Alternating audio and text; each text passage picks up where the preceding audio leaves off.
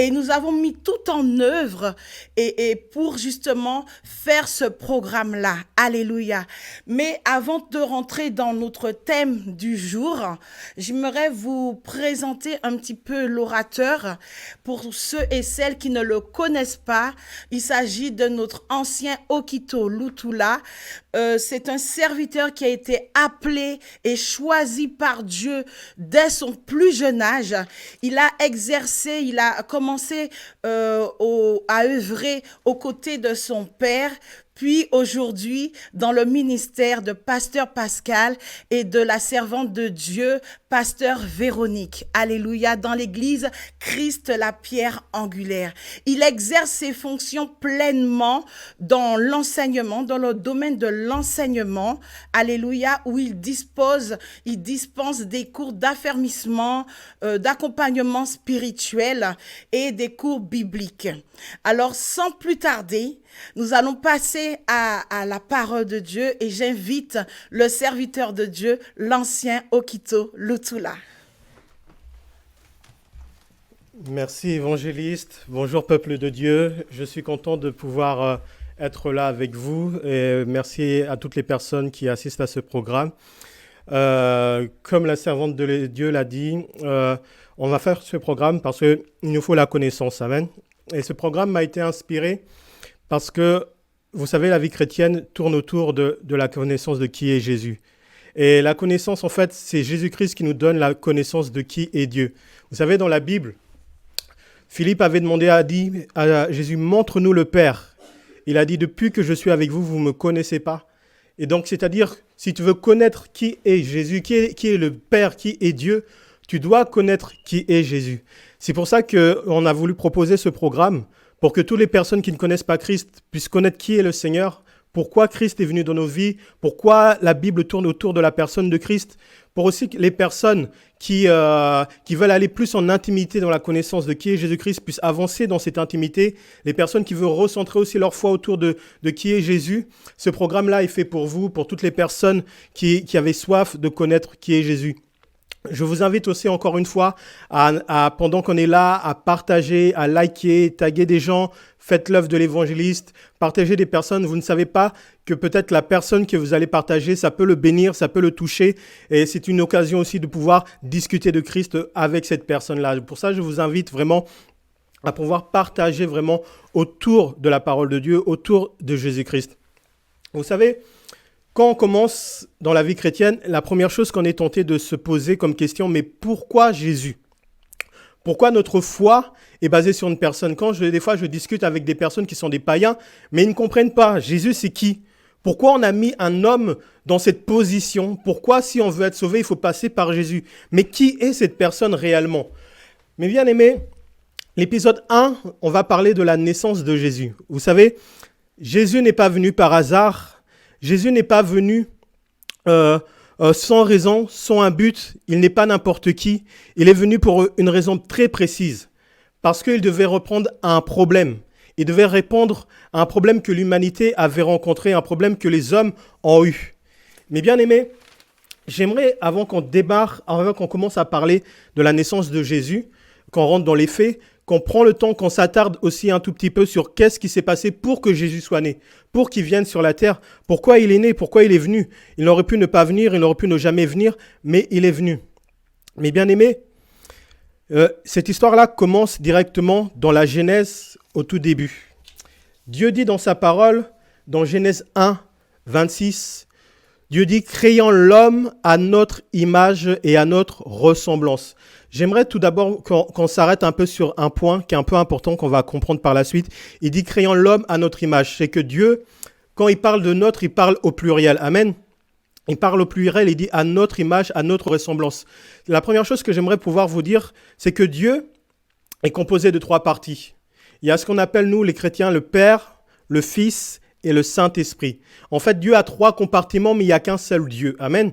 C'est comme si je vous disais que dans le soleil, il y a l'aspect solide du soleil, il y a l'aspect chaleur du soleil et il y a l'aspect lumière du soleil.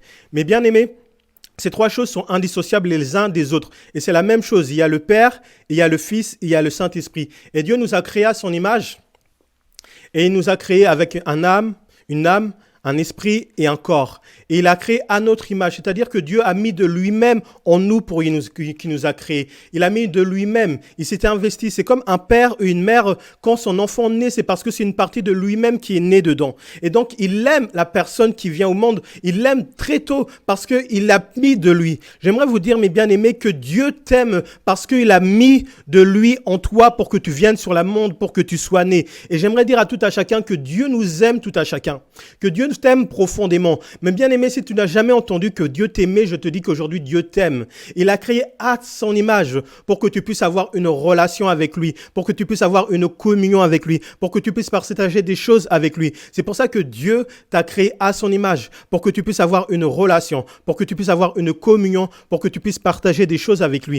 Et il a créé l'homme pour que tu puisses passer du moment avec lui, une intimité, que tu puisses vivre avec lui, que tu puisses rester avec lui, que tu puisses te réjouir, que vous puissiez partager des moments ensemble. De la même manière que tu partages des choses avec tes enfants, Dieu t'a créé pour partager des choses avec lui. De la même manière que tu partages des choses avec ton mari, Dieu t'a créé pour partager des choses. Et Dieu avait créé l'homme avec toutes sortes de tout. Il a mis tout de lui en l'homme et lui a tout donné.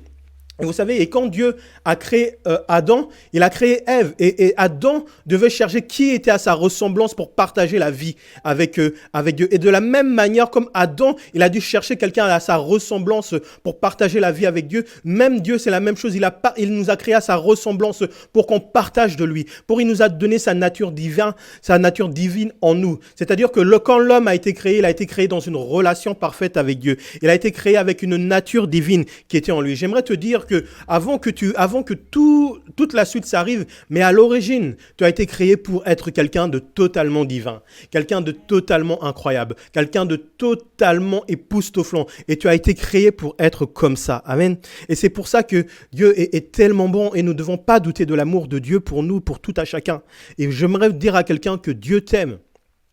Mais le problème, c'est que quand Dieu a créé l'homme, il l'a placé dans un jardin. Donc Dieu a voulu nous placer dans des endroits agréables. Il a voulu donner des bonnes choses pour notre vie. Mais Dieu, dans ses principes et Dieu, dans sa nature, Dieu est un Dieu tellement grand, tellement puissant, est un Dieu saint. Amen. Et dans sa sainteté, il a donné un principe. Il avait dit à l'homme, quand il a placé l'homme dans le jardin, il avait mis un arbre au milieu du jardin, l'arbre de fruits et de vie, et un arbre de la connaissance. Amen. Et il avait dit à l'homme, tu ne mangeras pas le fruit de la connaissance. Le jour là où tu le mangeras, tu mourras. Il lui a dit, tu mourras. Et vous savez, Adam a été tenté et allait manger l'arbre de la connaissance. Et vous savez, nous sommes pareils et nous péchons. Des fois, au milieu de notre vie, nous avons la possibilité de faire le bien, mais souvent la possibilité de faire le mal, c'est la première choix, la première direction que nous prenons. Mais bien aimé, toi qui m'écoutes, nous sommes comme des Adams. Même dans notre vie, vous savez, nous péchons d'une manière ou d'une autre et le péché met une séparation entre nous et Dieu. Il y a une séparation entre toi et Dieu qui vient de la nature du péché. Tu peux te convaincre que tu es quelqu'un de bien, tu peux te convaincre que tout le monde t'aime, que tout le monde t'apprécie, mais en toi, il y a la nature du péché en toi. Et ce mal, tu ne peux pas le dissocier. Tu ne peux pas t'en séparer de toi-même parce que Dieu est saint. Et vous savez, quand il était dans le jardin, le diable est arrivé. Et c'est lui qui a tenté Adam et Ève et qui a réussi à faire chanter Adam et Ève pour qu'ils tombent dans le péché. Vous savez, et le diable nous a séparés de notre relation avec Dieu. Il nous a totalement séparés de notre relation avec Dieu. Et aujourd'hui, dans notre monde, nous vivons dans un monde où Dieu n'est plus là parce que le péché est là, parce que le péché s'est installé. Mais vous savez, le diable ne s'est pas contenté simplement de nous faire tomber dans le péché pour nous séparer de la nature, de nous séparer de Dieu, mais il continue de nous faire pécher. Il continue de nous pousser dans des degrés de péché pour nous souiller, pour nous pousser dans des choses qui sont tellement horribles, dans des choses qui sont tellement sales. Il aurait pu se limiter dans nous mettre dans nous séparer, mais tous les jours de notre vie est encore présent. Le diable nous pousse encore dans le péché, il nous pousse encore dans l'iniquité, il nous pousse encore à déplaire à Dieu. Et nous avons été créés à l'image de Dieu. Et Dieu, quand il voit l'homme, il voit que celui-là que j'ai créé à mon image, celui-là que j'ai mis tout en moi de moi en lui, il est en train de pécher. Il tombe dans l'impudicité, il vit dans l'alcool, il vit dans les meurtres, il vit dans l'idolâtrie. Et le diable nous pousse tout le temps à pécher, à pécher, à pécher, à pécher contre Dieu. Il nous pousse tout le temps à pécher contre Dieu. Et mon bien-aimé, Et une distance et un fossé énorme s'est créé entre nous et Dieu. Et après Adam, Dieu a essayé de parler à l'homme. Il a essayé de toucher les hommes. Et la première fois, Dieu ne s'est pas investi. Il attendait que l'homme revienne vers lui. Et l'homme est encore tombé encore plus dans le péché. Mais bien aimés, plus nous vivons sans Dieu, plus nous tombons encore plus loin dans le péché, plus nous nous éloignons encore de la main de Dieu. Et l'homme n'a pas eu le choix, et Dieu n'a pas eu le choix, que de détruire une première fois l'humanité. Dans l'histoire de Noé, il a détruit par les eaux. Et quand Dieu a détruit l'homme par les eaux, il s'est dit non, maintenant je veux me réserver un peuple parmi les hommes qui vont essayer de faire connaître au peuple, qui va révéler qui je suis aux hommes. Et il a commencé par se révéler à travers un peuple que nous appelons le peuple juif. Et il s'est révélé d'abord premièrement à Abraham. Il s'est révélé à Abraham, il a dit à Abraham, tous les peuples de la terre seront bénis par toi. Et il a voulu mettre un peuple pour qu'un peuple puisse commencer à parler de ses commandements, à parler de qui il est, à parler de comment il est, qu'on puisse commencer à le connaître. Il a commencé à parler de ses principes, il a commencé à parler de lui au peuple juif. Et petit à petit, ce peuple-là nous montrait en fait qui était Dieu. Il a commencé à se révéler à travers une nation qu'il avait réservée, qui était le peuple juif. Et il a commencé à parler, il a envoyé des prophètes, il a envoyé des personnes comme Moïse, il a envoyé d'autres personnes. Et petit à petit, Dieu a commencé à établir une relation avec ce peuple. Mais vous savez, le problème avec le péché, c'est que le péché, on ne peut pas le soigner avec des choses qui sont extérieures en nous. C'est que Dieu avait envoyé la loi, il lui avait envoyé la loi pour lui faire connaître qui je suis. Et le peuple, malgré qu'il voyait la main de Dieu, malgré qu'ils voyaient la présence de Dieu dans leur vie, ils se détournaient de Dieu. Un jour, ils étaient avec Dieu et un jour, ils partaient dans les prophètes de Baal. Un jour, ils péchaient et ils retournaient tout le temps dans le péché. Et toujours, ils se dissociaient de Dieu. Et toujours, ils se séparaient de Dieu. Et Dieu a voulu qu'un jour, que l'homme puisse être sauvé pleinement de tout le mal, de toute l'iniquité et de toutes les fautes qu'il a fait. Et vous savez, quand Ève a péché, Dieu a dit à Ève, ta prospérité écrasera la tête du serpent. Et vous savez, Dieu a voulu que l'homme puisse participer à son salut, que l'homme puisse participer à sa rédemption. Et c'est pour ça que Dieu, dès qu'il a parlé que ta prospérité écrasera la tête du serpent, c'est-à-dire qu'à ce moment-là, que Dieu a impliqué l'homme dans le salut en lui disant que le salut va venir de la prospérité de la femme. C'est-à-dire qu'un jour, le sauveur viendra de quelqu'un qui va être né. Vous savez, quand Dieu veut faire une solution, quand Dieu veut apporter la solution, des fois dans notre vie, nous attendons que la solution vienne miraculeusement du ciel, que ça nous tombe de tout. Mais quand Dieu veut mettre quelque chose, une solution, en fait, il commence par faire naître quelque chose en nous. Amen. Dieu a voulu apporter le salut, il a commencé à faire naître, il a donné que quelqu'un puisse naître dans l'humanité. Amen. Que quelqu'un de spécial puisse naître dans l'histoire des hommes. Et vous savez, et pendant qu'il y avait le peuple juif, il y avait un serviteur qui s'appelait Moïse. Et Moïse est venu, et un jour Moïse, il est venu, il avait dit, et il avait servi Dieu vraiment de manière excellente. C'était quelqu'un qui était dans le peuple juif de la tribu de Juda. Et Moïse avait commencé un jour, il avait vu que Dieu, on avait construit des maisons pour tout le monde et qu'on n'avait jamais construit une maison à Dieu. Et Moïse s'est arrêté, il a dit, est-ce que je pourrais laisser Dieu sans maison alors que moi je vis dans une maison? Et Dieu a répondu à David, et il a dit, David, est-ce que depuis que je suis là, j'ai demandé qu'on me crée une maison? Et il a dit non, mais ton attention est bonne. Quelqu'un de ta prospérité, quelqu'un de ta descendance va me créer ma maison et j'affirmerai son règne pour toujours, pour l'éternité. Amen. Et Moïse a répondu à un problème que Dieu voulait, qui portait au cœur de Dieu, c'est que Dieu voulait pas seulement être dans le ciel et nous sur la terre, mais Dieu voulait habiter avec les hommes et Dieu voulait être au milieu des hommes et Dieu voulait être avec les hommes. Amen. Il a dit, je te construirai une demeure, je te construirai une maison. Amen. Et quand Jésus-Christ est arrivé, il a dit, détruisez ce temple et je le rebâtirai. Amen. Mais la maison où Dieu veut habiter, en fait, c'est la maison où que Dieu habite à l'intérieur de nous. Amen. Et cela, le fils de David qui devait venir, il devait reconstruire le temple de Dieu, mais le véritable temple de Dieu où Dieu devait habiter. Et Dieu veut habiter en toi. Dieu ne veut pas que être dans le ciel, mais Dieu veut habiter en toi. Amen. Dieu veut habiter en toi. Il ne se forcera pas de venir de rentrer dans ta vie, mais Dieu veut que tu l'invites dans ta vie, que tu rentres dans sa vie. Et il a dit que le fils de David va venir, il va créer. Et vous savez, pendant toute l'histoire de la Bible, il y a eu des tonnes, des prophéties qui parlaient de la venue de cet homme extraordinaire qui allait sauver l'humanité. Parce qu'on ne pouvait pas sauver l'homme par la loi, parce que même si l'homme avait la connaissance du péché, il ne pouvait pas pour autant guérir du péché. Et la solution que Dieu a voulu faire, il a voulu guérir l'homme directement à l'intérieur de la maladie, du péché qu'il y avait en lui. Amen. Et c'est pour ça que Dieu a voulu s'impliquer directement dans le salut de l'homme. Et c'est pour ça que Jésus-Christ est né, pour sauver l'homme de l'iniquité, pour sauver l'homme de son péché. Et vous savez, Jésus est né, mais Jésus n'était pas un homme comme tous les autres. Et comme j'ai dit au début, Dieu dit, créant l'homme à notre image. C'est que l'homme, Jésus-Christ est Dieu. Il est la parole de Dieu. C'est-à-dire quand Dieu a vu qu'il fallait sauver l'homme, celui-là qu'on appelle la parole de Dieu, qu'on appelle Jésus-Christ, c'est incarné dans un homme pour pouvoir sauver l'homme directement. Il n'est pas un homme comme tout le monde, mais il existait avant le commencement. Dans Jean, on dit, au commencement était la parole et la parole était Dieu. C'est-à-dire que Dieu s'est incarné dans l'homme. Dieu a voulu prendre et jouer un rôle actif dans la vie de l'homme pour sauver l'homme. Il ne s'est pas que contenté d'envoyer un ange descendre, mais Dieu a décidé lui-même de vivre parmi les hommes pour sauver l'humanité. Dieu a voulu s'impliquer totalement dans le salut de l'homme, dans le salut de l'humanité. Amen.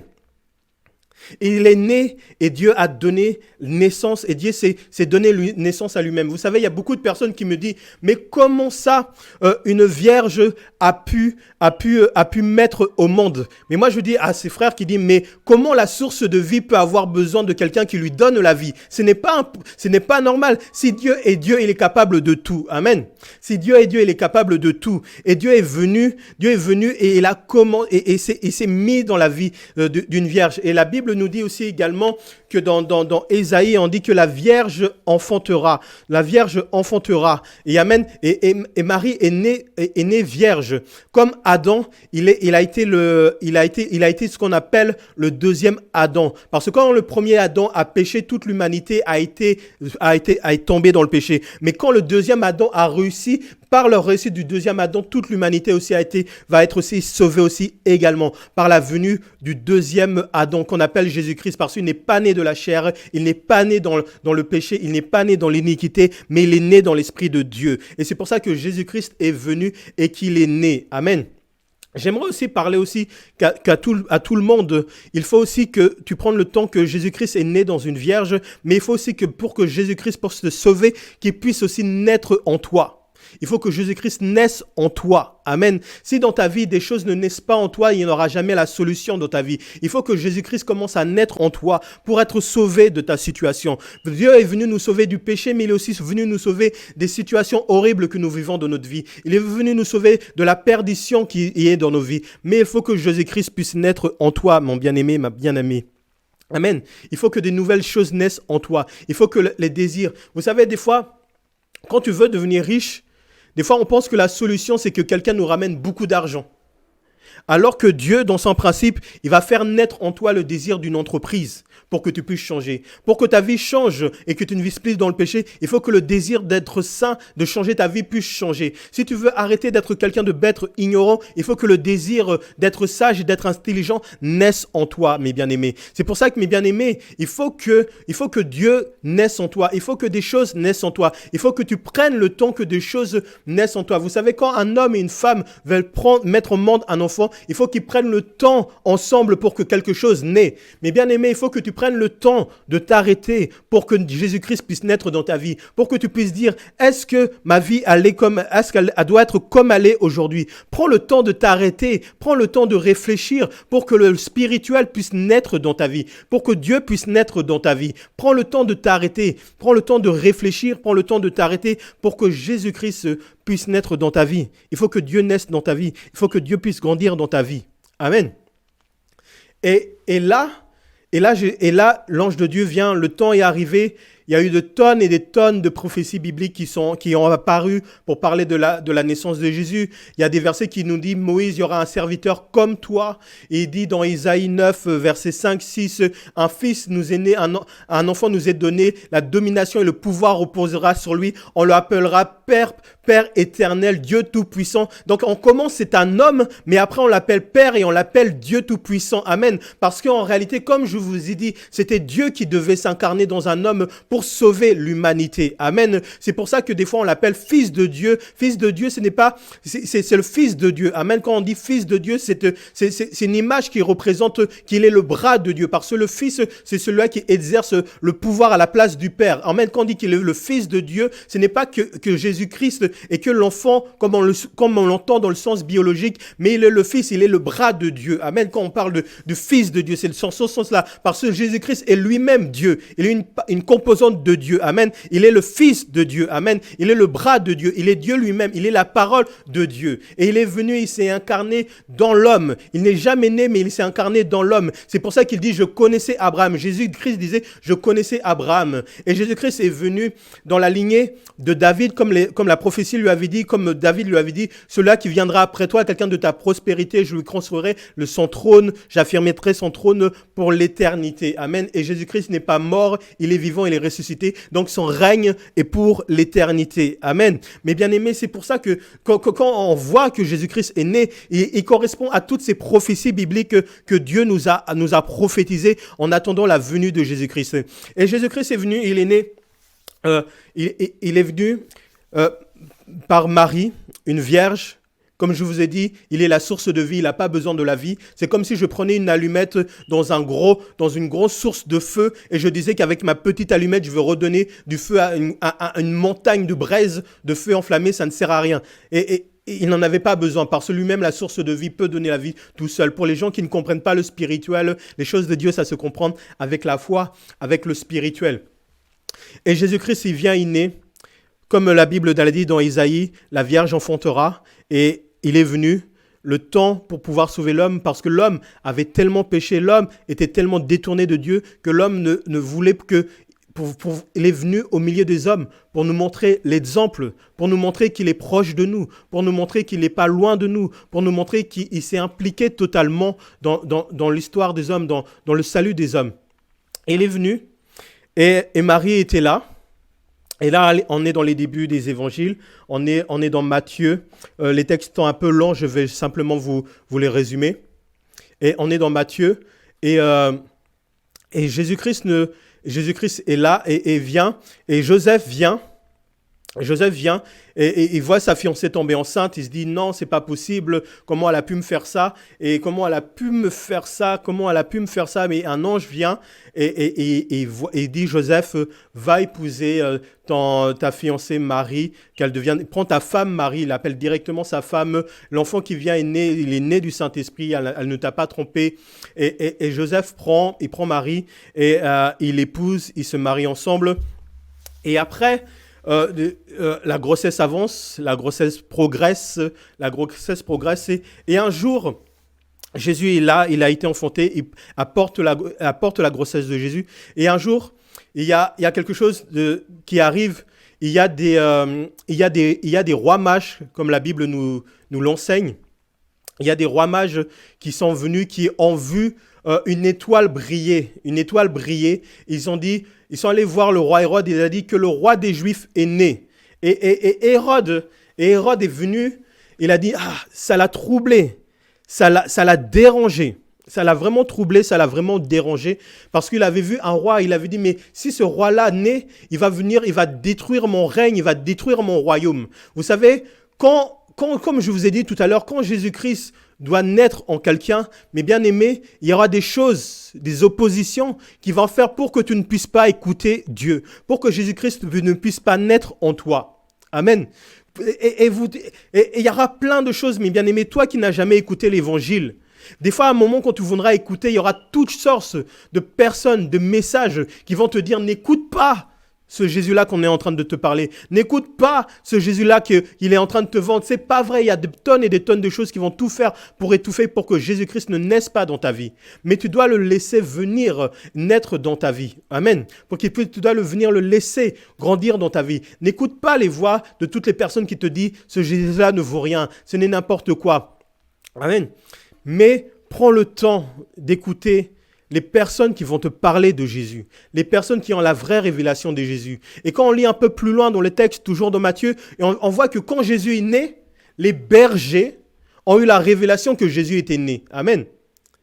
Amen. Les bergers représentent les pasteurs, représentent les hommes de Dieu. Amen. Pour que Jésus-Christ puisse naître en toi, pour que Jésus-Christ puisse grandir en toi, il faut que tu sois près des hommes de Dieu, des femmes de Dieu qui vont t'aider à parler de Jésus. Des hommes de Dieu et des femmes de Dieu qui vont aider que Jésus-Christ puisse grandir en toi. Parce que pour que Jésus-Christ puisse naître en toi, il faut que la parole de Dieu puisse commencer à grandir comme une semence qui vient dans la vie de personne. Mais cette semence-là, pour qu'elle puisse à un moment donner du fruit, pour que Jésus-Christ puisse à un moment véritablement naître en toi, il faut que ça puisse grandir et tu as besoin de rester avec des bergers, tu as besoin de recevoir la révélation. Il faut que des hommes de Dieu, des femmes de Dieu te parlent de Dieu, que tu restes à côté des bergers et des hommes de Dieu qui vont t'aider à comprendre qui est Jésus-Christ, qu'est-ce qu'il a fait dans nos vies, que ce Dieu-là est important pour nous. Mon bien-aimé, mon frère, ma sœur, Jésus-Christ et il y a eu des bergers qui ont eu la révélation de qui était Jésus, de qui était Jésus. Mais bien-aimé, tu dois donner tes oreilles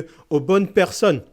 Si dans la vie, tu ne donnes pas tes oreilles aux bonnes personnes, tu vas t'égarer, tu vas te perdre. Dans notre assemblée, je suivais un jeune, il avait tellement envie à un moment de donner sa vie au Seigneur. Enfin, il voulait se faire baptiser, il voulait aller plus loin dans sa relation avec Dieu. Et à un moment, il a commencé à donner ses oreilles à tout le monde. Et quand à un moment, il a donné ses oreilles à tout le monde, les gens lui ont dit, ne te baptise pas, ne te baptise pas, ne te baptise pas. Et à un moment, il ne s'est pas fait baptiser. Pourquoi ? Parce qu'il avait donné ses oreilles à tout le monde. Il y a des personnes, mes bien-aimés, dans ta vie qui vont t'aider à faire grandir Jésus-Christ dans ta vie, qui vont t'aider à être là. Et tu dois aller voir les bonnes personnes, les bergers. Les mages étaient bien attentionnés. Mais on voit que les mages, quand ils sont arrivés, ce qu'ils ont apporté, c'est qu'ils ont apporté la mort. Ils ont voulu apporter la mort à Jésus. Ils étaient bien attentionnés. Ils avaient vu l'étoile de Dieu. Mais on voit que la sorcellerie, on voit que les choses où l'Esprit de Dieu n'est pas là apportent la mort de Jésus. Des fois, vous savez, on est intellectuel, on veut suivre Dieu avec tout ce que le monde a offert, tout ce que la chair veut faire. Mais même si tu entends parler de Jésus avec les moyens de la chair, avec les moyens que les hommes proposent, ça fera mourir Jésus-Christ dans ta vie. Mais tu dois suivre la voie de l'Esprit, des gens qui sont conduits par la voie de l'Esprit pour pouvoir faire grandir Jésus-Christ en toi. Écoute les hommes de Dieu, reste à côté d'eux, ils vont te parler de Dieu, ils vont te parler de la Bible, ils vont te parler de la révélation, de tout ce que Dieu, ils vont t'aider à faire grandir. C'est pour ça que Dieu a commencé par se révéler au berger. Mais bien aimé, pour que tu puisses comprendre ces choses-là, il faut que des hommes de Dieu puissent être à côté de toi. Vous savez, et Jésus, Dieu est venu, et beaucoup de personnes s'attendaient que Dieu puisse naître de manière extraordinaire, que Dieu puisse naître directement dans une famille royale, dans une famille de guerriers, mais il est né dans une famille simple, dans une famille très simple de menuisiers, des gens qui travaillaient le bois, dans une famille modeste, et il est né dans une étable, et Dieu est né dans une telle humilité. Il a quitté son trône, il a quitté le ciel, il a quitté tout ce qu'il était pour naître dans une étable. Une étable, c'est une ferme. Et quand Marie, avec Christ qui commençait à vivre en lui, et voyait que plus personne ne pouvait l'accueillir pour qu'elle puisse naître dans un endroit bien. Mais bien aimé, quand Jésus-Christ commence à naître dans ta vie, tu vas voir qu'à un moment, les gens ne voudront plus de toi. On se dit, mais comment ça, une femme qui porte un enfant, on ne fait même pas un effort pour lui donner la place pour naître quelque part de correct. Quand tu commences à donner ta vie au Seigneur, le diable va faire que tout le monde te rejette. Le diable va faire que tout le monde se détourne de toi, qu'on ne te donne plus d'attention, qu'on ne te donne plus rien. Mais en toi, la chose que tu portes est plus importante que tout ce qu'on te rejette. Parce qu'en elle, il y avait le Sauveur qui est venu. Quand Jésus-Christ commence à naître dans ton cœur, Ne pleure pas parce qu'on est en train de te rejeter. Ne pleure pas parce qu'on te délaisse. Ne pleure pas parce que tu vis une situation peut-être difficile. Ta famille t'a rejeté parce que tu as donné ta vie au Seigneur, parce que Jésus-Christ est en train de naître dans ta vie. Mais ne pleure pas à tout ça. Et Jésus-Christ est né dans l'humilité. Il était Dieu et il était aussi pleinement homme. Il est né au milieu des vaches, au milieu des moutons, des brebis, de tout, de l'étable. Il est né là, dans cette situation très humblement. Très humblement.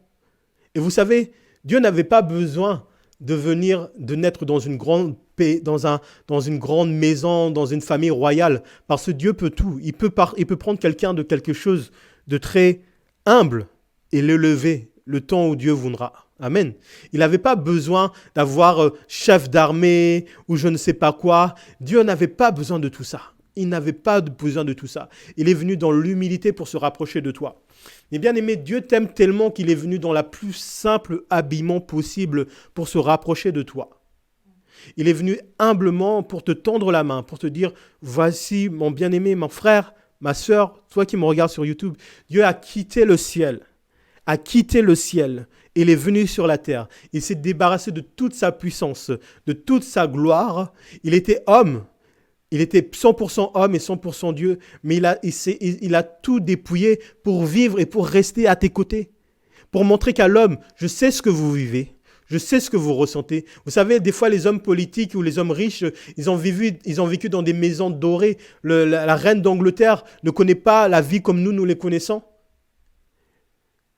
Dieu connaît, quand il a dit qu'il est venu, et beaucoup de personnes croient que Dieu est resté loin dans le ciel et qu'il ne connaît pas la vie que tu mènes. Il s'est incarné dans l'homme pour montrer à l'homme, je connais ce que tu vis, je connais ce que tu ressens. Dieu est capable et beaucoup plus proche de toi que tu ne l'imagines. Il est beaucoup plus proche de toi, de tes émotions. Il comprend ce que tu vis, il comprend les douleurs. Il est venu pour vivre comme un homme, pour vivre les souffrances de l'homme, toutes les souffrances de l'humanité. Il est venu humblement.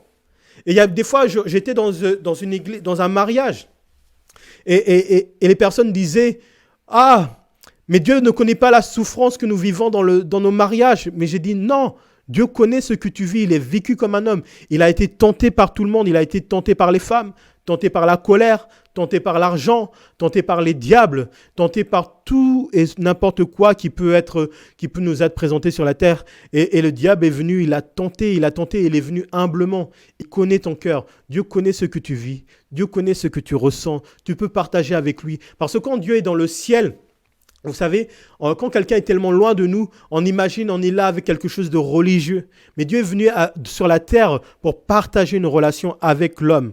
Il est venu sur la terre pour partager une relation avec l'homme. Dieu est venu pour qu'il puisse partager une relation avec toi. Il est venu pour partager une relation avec toi. Et la Bible nous enseigne dans Jean 3,16 que Dieu a tant aimé le monde qu'il a donné son Fils unique afin que qui croit ne périsse point, mais qu'il ait la vie. Amen. Mais bien aimé, ce fossé maintenant qu'il y avait entre nous et le ciel, qu'il y avait entre nous et Dieu, quand Jésus-Christ est arrivé, il a pris le divin, il a pris l'homme, il a pris le divin et il les a ramenés. Il a ramené Dieu. Il a dit, Dieu, je vais te ramener les hommes. Homme, je vais vous ramener à Dieu. Parce que de toi-même, tu ne pouvais pas. Et il n'y avait que lui qui pouvait intercéder entre Dieu et les hommes. Il disait, je suis le chemin, la vérité et la vie. Personne ne va au Père si ce n'est pas par lui. Amen. Mais bien aimé, si tu veux pouvoir toucher Dieu, si tu veux pouvoir être en connexion avec Dieu, si tu veux avoir le salut pour la vie éternelle, tu as besoin de Jésus-Christ. C'était lui-même qui était Dieu, qui avait la nature divine en lui, qui pouvait faire cela.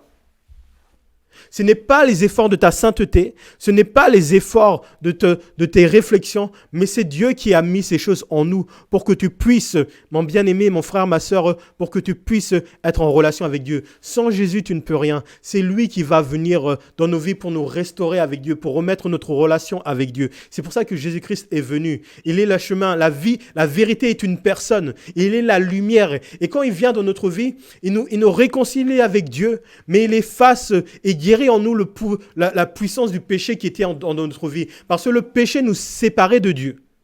Mais Jésus-Christ a payé le prix par son sang pour que le péché n'ait plus de pouvoir dans notre vie. Pour que Dieu soit aveugle quand il voit le péché. Dieu, il voyait le péché, il voyait l'iniquité. Et il était venu nous délivrer de la puissance du diable. Vous savez, en hébreu, Jésus veut dire Dieu sauve ou Dieu délivre. Amen.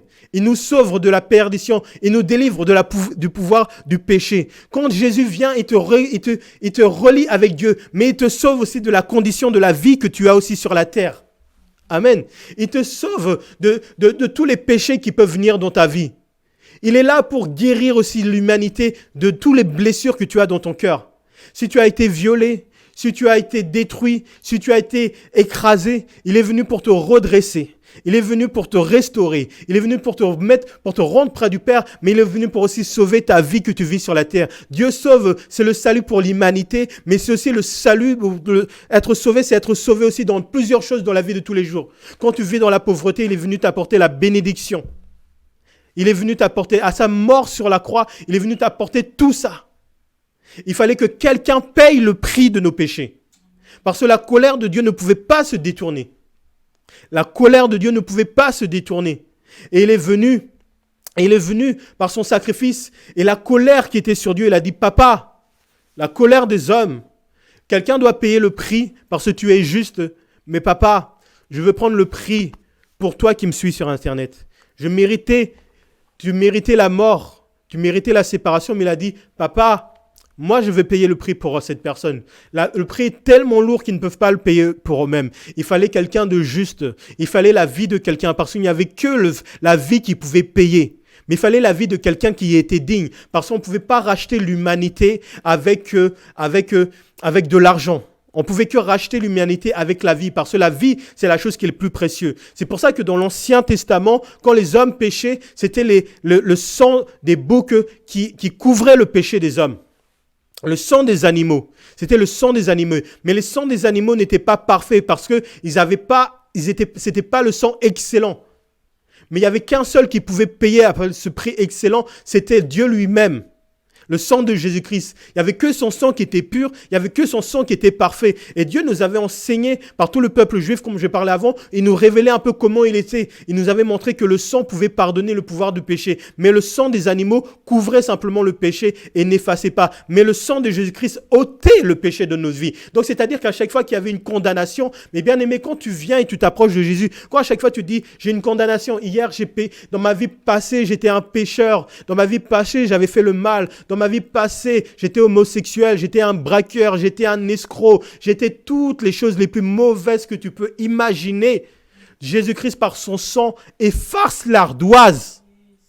Tu peux rentrer dans la présence de Dieu avec assurance maintenant, mon bien-aimé. Sans aucun souci, sans aucun remords de ton passé.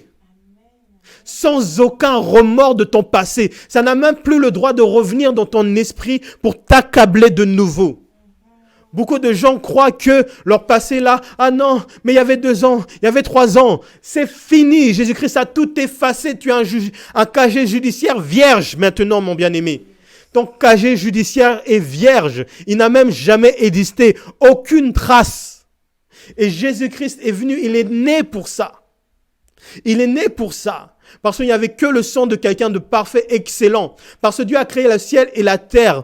Rien de ça était assez précieux pour Dieu pour pardonner l'homme. Mais il fallait le sang. Il fallait que Dieu lui-même, il avait mis de lui-même en nous pour nous créer. Il a mis de lui-même en nous pour nous pardonner, pour nous racheter, pour venir nous restaurer à nouveau. Amen. C'est pour ça que mes bien-aimés, il faut que Jésus-Christ puisse naître dans ta vie. Il faut que Jésus-Christ grandisse en toi. Il faut que tu comprennes, il faut que tu acceptes Jésus-Christ. Amen. Comme Marie qui a accepté que Jésus-Christ naisse dans sa vie, pour que Jésus-Christ puisse grandir dans sa vie. Amen. Cette chose-là, ça se fait par la foi, mes bien-aimés. Amen. Il dit que quiconque croit, mes bien-aimés, il faut que tu crois en ce Jésus-Christ qui est né. Il faut que tu comprennes que ce Jésus-Christ n'est pas juste un homme comme tout le monde. Il y a tellement de prophéties bibliques qui parlent de la venue de cet homme. Parce qu'il était, la Bible dit, pour ceux qui ne connaissent pas, c'est comme le serpent d'airain qui sera élevé. Une fois dans la Bible, les hommes devaient pouvoir être sauvés. C'était le peuple hébreu. Il y avait des serpents qui mordaient tout le peuple. Et un venin était en train de tuer le venin de tous les serpents. Et Dieu avait dit à Moïse, tu vas prendre un bâton et tu vas l'élever très haut. Et celui-là qui regardera ce bâton sera guéri de sa maladie. Amen. Et Dieu a fait que ce Jésus-Christ soit tellement élevé que si aujourd'hui tu regardes à lui, tu seras guéri du poison du péché qui détruit ta vie. Tu seras guéri du poison qui détruit ta santé. Tu seras guéri du poison qui détruit ton âme, qui détruit ton cœur. Tu seras guéri du poison. Dieu a demandé seulement une seule chose. Regardez à moi et croyez-moi. Et des fois, nous sommes tentés de chercher des choses compliquées. Nous sommes tentés de regarder à des choses dures, des choses compliquées. Il faut que je fasse ci, il faut que je fasse ça, il faut que je fonctionne comme ci. Non, on veut compliquer les choses. Mais Dieu a demandé, regardez-moi, croyez en moi, de croire en lui. Il a dit de croire. Toi qui n'as jamais entendu parler de Jésus, j'ai envie de te dire que les choses de Dieu, ça commence par le fait de croire. C'est le fait de croire. Ce petit Jésus-là qui est venu, qui est né, il est né pour donner la foi. La foi, c'est le langage de Dieu. La foi, c'est le langage que Dieu parle. Dieu veut voir des gens qui croient en lui. Il a dit que nous sommes justifiés par la foi, nous sommes sauvés par la foi en Jésus-Christ. Tu n'es pas sauvé à cause de toutes les choses parfaites, excellentes que tu fais tous les jours tu es gentil, tu fais les choses bien. Et même si tu étais la meilleure personne au monde et que tu n'avais pas donné ta vie au Seigneur, tu ne peux pas rentrer et être sauvé par Dieu. Pourquoi ? Parce qu'il dit, je suis le chemin et la vérité et la vie. Amen. Et si tu dis que tu peux être sauvé sans Jésus-Christ, en fait, tu dis à Dieu, tu as sacrifié ton fils pour rien. J'en avais pas besoin. Je peux me sauver moi-même. Mais tu ne peux pas.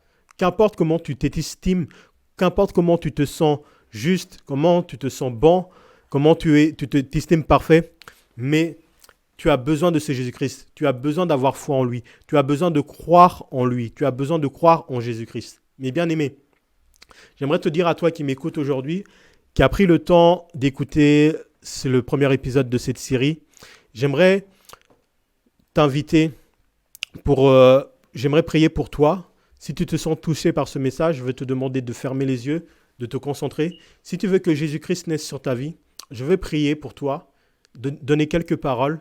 Et j'aimerais que tu puisses croire que ce Jésus-là va naître en toi vraiment, véritablement.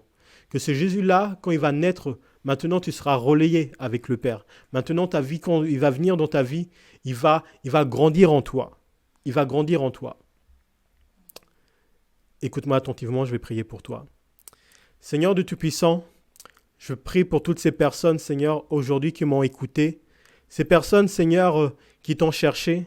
Ces personnes qui veulent un changement dans leur vie. Ces personnes qui veulent se connecter à toi aujourd'hui, qui n'ont jamais eu l'opportunité, qui n'ont jamais eu la chance d'entendre ces paroles. Seigneur de Tout-Puissant, toutes ces personnes-là qui ne savent pas comment il faut faire. Mon bien-aimé, mon Seigneur, mon Dieu, j'ai prié pour que ces personnes-là, tu puisses écouter le cœur de toutes ces personnes-là. Que toutes les personnes qui parlent aujourd'hui dans leur cœur, qui disent « Seigneur, viens dans ma vie, Seigneur, que tu rentres dans leur vie. Que tu entends leur cœur, que tu entendes leur sincérité, que tu puisses venir les visiter, que tu puisses venir les toucher, que tu puisses venir mettre la vie. Qu'aujourd'hui, Seigneur, tu sois le Seigneur dans leur vie. Qu'aujourd'hui, tu naisses et que tu grandisses. Qu'aujourd'hui, Seigneur, tu effaces par ton sang tous leurs péchés, tout leur passé, mais qu'aujourd'hui, ils commencent une nouvelle alliance, une nouvelle relation avec toi, un nouveau départ dans leur vie avec toi. Ô Seigneur, qu'aujourd'hui, qu'ils puissent bénéficier de la grâce de ton sacrifice. Toutes ces personnes-là, Seigneur, qui souffraient dans leur cœur, Seigneur, toi, tu es venu pour consoler aussi les gens qui souffrent. Toi, tu es aussi venu, Seigneur, pour aider toutes les personnes qui étaient dans des douleurs, dans des souffrances.